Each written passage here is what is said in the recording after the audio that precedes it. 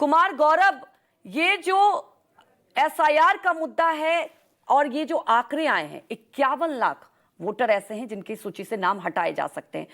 ये एक बड़ा मुद्दा तो बन ही गया है, लेकिन आने वाले वक्त के लिए, क्योंकि विधानसभा चुनाव में वक्त बहुत कम है, गौरव, क्या लगता है कि ये सत्ता पाने के लिए कितना इफेक्ट होगा और आम जनता पर इसका कितना इफेक्ट होगा? ये ग्राउंड जीरो से समझना बेहद महत्वपूर्ण हो जाता है।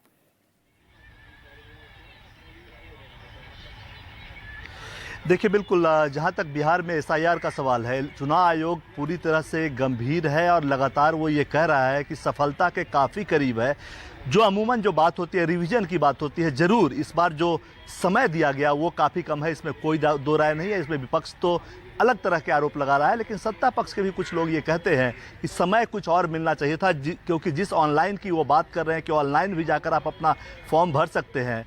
जो बिहार से बाहर काम करने वाले मजदूर हैं, जो मुंबई में रहते हैं, कोलकाता में रहते हैं, दिल्ली में रहते हैं, वो कैसे भर पाएंगे? तो ये तमाम तरह की प्रैक्टिकल समस्याएं हैं, इसमें कोई दो राय नहीं है। लेकिन इसमें बहुत सारी चीज़ ऐसी भी है, जैसा चुनाव आयोग दावा करता है कि जो मृत लोग हैं उनका रिवीजन नहीं हुआ था, ऐसे 17-18 लाख लोगों का नाम हटाया गया है। बहुत सारे 26-25 लाख ऐसे लोग हैं जो दूसरे राज्यों के वोटर बन गए हैं या दूसरे विधानसभा क्षेत्र में शिफ्ट कर गए हैं, उनका नाम हटाया गया है। एक व्यक्ति एक वोट, यही भारत में अधिकार है। मताधिकार का जो अधिकार है उसका नारा यही है, स्लोगन यही है। तो जाहिर सी बात है, चुनाव आयोग आश्वस्त है। लेकिन हाँ, ये बात जरूर है कि चूंकि वक्त कम मिला है, इसलिए विपक्ष के पास भी इस पे उंगली उठाने का मौका है और विपक्ष लगातार इस मुद्दे को उठा रहा है। संसद में भी लगातार ऑपरेशन सिंदूर और ये एसआईआर का मुद्दा सबसे अग्रणी मुद्दों में से एक था, विपक्ष के पास सबसे मजबूत मुद्दों में से एक था। तो ऑपरेशन सिंदूर को लेकर बात हो गई कि ठीक है, सोमवार से लोकसभा में, आने वाले सोमवार से लोकसभा में और मंगलवार से राज्यसभा में चर्चा शुरू होगी। 16-16 घंटे की चर्चा होगी, तो एक मुद्दा खत्म हुआ। लेकिन एसआईआर का मुद्दा ऐसा है जो लगातार अभी, जब तक ऑपरेशन सिंदूर पर चर्चा नहीं शुरू होती है, चर्चा शुरू होने के बाद और उससे पहले जो 2-3 दिन बचा है, उसमें एसआईआर का मुद्दा लगातार संसद में उछलता रहेगा और विपक्ष के लोग विरोध प्रदर्शन करते रहेंगे, क्योंकि उनकी भी अपनी एक मांग है, अपनी एक डिमांड है। और लेकिन सरकार का जो रुख है, मैं आपको ये साफ साफ बताऊं कि एसआईआर के मुद्दे पे संभावना बिल्कुल ना के बराबर है कि संसद में इसकी चर्चा होगी।